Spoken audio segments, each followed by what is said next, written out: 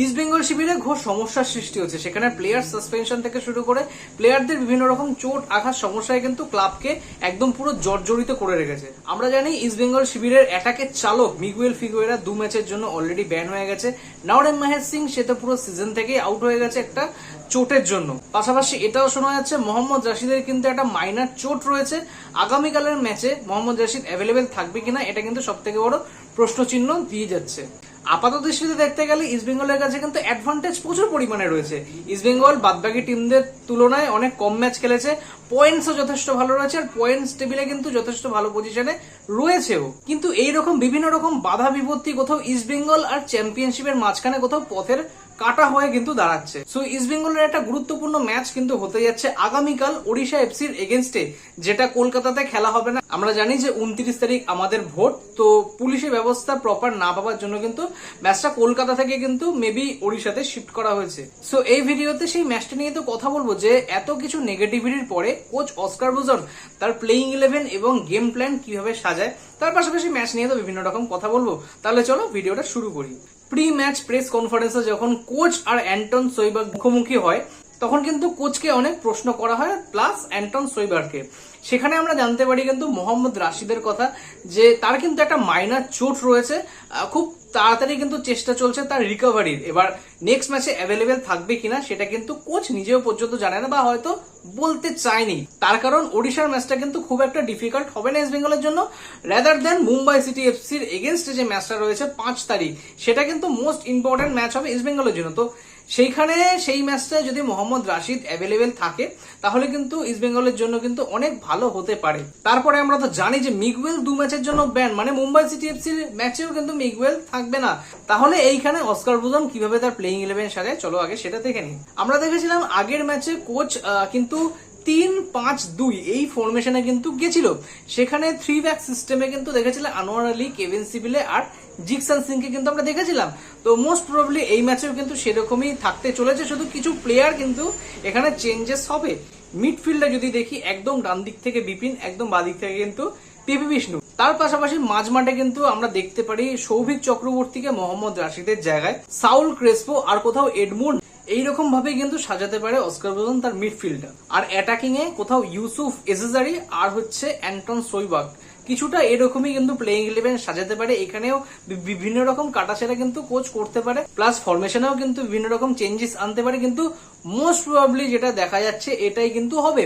এবার যদি মোহাম্মদ রাশিদ ফিট থাকে, মোহাম্মদ রাশিদ যদি ম্যাচে খেলে, সেই ক্ষেত্রে কিন্তু অটোমেটিক্যালি সৌভিক চক্রবর্তীর জায়গায় মোহাম্মদ রাশিদ চলে আসবে। আর একটা চেঞ্জেস এটাও করতে পারে যে কোথাও অ্যান্টন সোইবার্গকে অ্যাটাকিং মিডফিল্ডার জোনে এনে এডমুন্ড রাজেনিকাকে একদম সেন্টার ফরওয়ার্ড অপশনে খেলানো, এটাও কিন্তু করতে পারে। প্লাস এটাও করতে পারে যে কোথাও ইউসুফ এজেজারিকে পিছন দিক দিয়ে অপারেট করতে দিয়ে কোথাও অ্যান্টন সোইবার্গ আর কোথাও এডমুন্ড রাজেনিকাকে কিন্তু একদম আপফ্রন্টে দেওয়া, এরকম কিছু এক্সপেরিমেন্ট কিন্তু কোচ করতে পারে কোথাও। এই ম্যাচটা পার্টিকুলার যে ওড়িশা এফসির এই মুহূর্তে যে ফর্ম, সেখানে ধারে ভারে শক্তিতে কিন্তু ইস্ট বেঙ্গলের আশেপাশে আসে না ওড়িশা এফসি। তো এই ম্যাচটা জিততে খুব একটা সমস্যার মুখে কিন্তু ইস্ট বেঙ্গলকে পড়তে হবে না, যদি না কোনো রকম মিরাকেল বা কোনো রকম অঘটন না ঘটে। ইস্ট বেঙ্গলের কাছে এই মুহূর্তেও যা শক্তি রয়েছে সেটা দিকে ওড়িশাকে কিন্তু ইজিলি ডমিনেট করে জিতে যেতে পারে। কিন্তু মোস্ট ইম্পর্টেন্ট হচ্ছে নেক্সট ম্যাচটা, যেটা মুম্বাই সিটি এফসির এগেনস্টে হবে। সেখানে অবশ্যই কিন্তু ইস্ট বেঙ্গল কোচ তার অ্যাটাকের চালক বা মিগুয়েল ফিগুয়েরাকে কিন্তু যথেষ্ট বাজেভাবে কিন্তু মিস করতে চলেছে। তাহলে আমরা বুঝতে পেরেছি এই ম্যাচের মাহাত্ম্যটা কি। এই ম্যাচ থেকে যে কোনো প্রকারে কিন্তু ইস্ট বেঙ্গলকে 3 পয়েন্ট আর্ন করতে হবে। ইস্ট বেঙ্গল যদি 3 পয়েন্ট আর্ন করে তাহলে কিন্তু 9 ম্যাচে ইস্ট বেঙ্গলের পয়েন্ট হয়ে যাবে 18, যেখানে বাদবাকি অনেক টিমের থেকে কিন্তু ফার অ্যাহেড ইস্ট বেঙ্গল কিন্তু থাকবে। সেখানে কত মুম্বাই সিটি এফসির সাথেও কিন্তু টক করে 5 তারিখের ম্যাচে কিন্তু একটা ডিসাইডার হবে যে মুম্বাইয়ের থেকে পয়েন্টে ইস্ট বেঙ্গল এগিয়ে যাবে না পিছিয়ে যাবে। যদি এরকম ভাবেই কন্টিনিউয়াসলি চলতে থাকে তাহলে ইস্ট বেঙ্গলের সাথে কিন্তু মোহনবাগানের যে ডার্বি ম্যাচটা রয়েছে সেই ডার্বি ম্যাচটা কিন্তু লিগ ডিসাইডার হতে পারে, যদি না এখানে কোনো রকম অঘটন ঘটে। এবার দেখো ইস্ট বেঙ্গলের যা অবস্থা এই মুহূর্তে, অঘটন ঘটতেই পারে, বলা যায় না। তার কারণ তোমার মেন প্লেয়ার যখন তোমার প্লেইং 11 থেকে বাইরে যাচ্ছে, তুমি কিন্তু সেরকম হাইফাই কিছু এক্সপেকটেশন রাখতে পারো না। যখন তোমার এগেনস্টে তোমার চ্যাম্পিয়নশিপে থাকা যেসব টিমগুলো রয়েছে তাদের এগেনস্টে যখন তোমার ম্যাচ থাকে, মানে like Mumbai city FC, Punjab FC, Mohun Bagan, এইসব ম্যাচগুলো যখন থাকে তখন কিন্তু যথেষ্ট পরীক্ষার মুখে পড়তে হয়। আর ইস্ট বেঙ্গলের জন্য এই পরীক্ষাটাই কিন্তু মেন দরকার। যদি তোমাকে চ্যাম্পিয়নশিপ লড়তে হয়, যদি তোমাকে চ্যাম্পিয়ন হতে হয়, তাহলে চ্যাম্পিয়নের মতন কিন্তু খেলতে হবে। যেই ইন্টেন্টটা আমরা আগের ম্যাচে দেখেছিলাম, প্রায় 1 ঘন্টা পুরো 10 জনে কিন্তু খেলেছিল, তারপরেও কিন্তু ম্যাচের ইন্টেন্ট কিন্তু ইস্টবেঙ্গল নিজেদের কাছেই রেখেছিল। হারা ম্যাচটাকে কোথাও বলা যায় যে একদম 1 পয়েন্ট নিয়ে কিন্তু ইস্টবেঙ্গল ফিরেছিল। তো এরকমই কিছু ইন্টেন্ট কিন্তু ইস্টবেঙ্গলকে দেখাতে হবে, তাছাড়া কিন্তু সমস্যার মুখে পড়তে হবে। এই ম্যাচে কিন্তু কোথাও ডিফেন্সকে কিন্তু সজাগ থাকতে হবে, বিশেষ করে কিন্তু ডান দিক থেকে বিপিন, বাদিক থেকে পিভি বিষ্ণু, কারণ ওড়িশার কাছে কিন্তু মোস্ট ডেঞ্জারাস দুটো উইঙ্গার রয়েছে। ইসাকে রালতের মতন প্লেয়ার রয়েছে, আমরা অলরেডি জানি, যার কাছে স্পিড, যার কাছে স্কিল যথেষ্ট কিন্তু ভালো রয়েছে। তার পাশাপাশি সুযোগ সন্ধানী রহিম আলীও কিন্তু রয়েছে, ভিভি সিভেলের মতন প্লেয়ার রয়েছে। তো কিছু সুযোগ সন্ধানী প্লেয়ার তো অবশ্যই রয়েছে সেখানে। ইস্ট বেঙ্গল ডিফেন্স যদি কোনো রকম যদি ভুল করে, সেক্ষেত্রে কিন্তু গোলের চান্স ক্রিয়েট হয়ে যেতে পারে। আর কোথাও ডিফেন্সিভ মিডিও জোনে কিন্তু সৌভিক চক্রবর্তীকে খুব অ্যালার্ট থাকতে হবে, তার কারণ আগের ম্যাচে যেসব ভুলগুলো করেছিল, কিছু স্পেস দিয়ে দিয়েছিল, কিছু স্লো মুভমেন্টের জন্য কিন্তু বেঙ্গালুরুর প্লেয়াররা তাকে অনায়াসে ব্লিড করে কিন্তু আগে এগিয়ে গেছিল।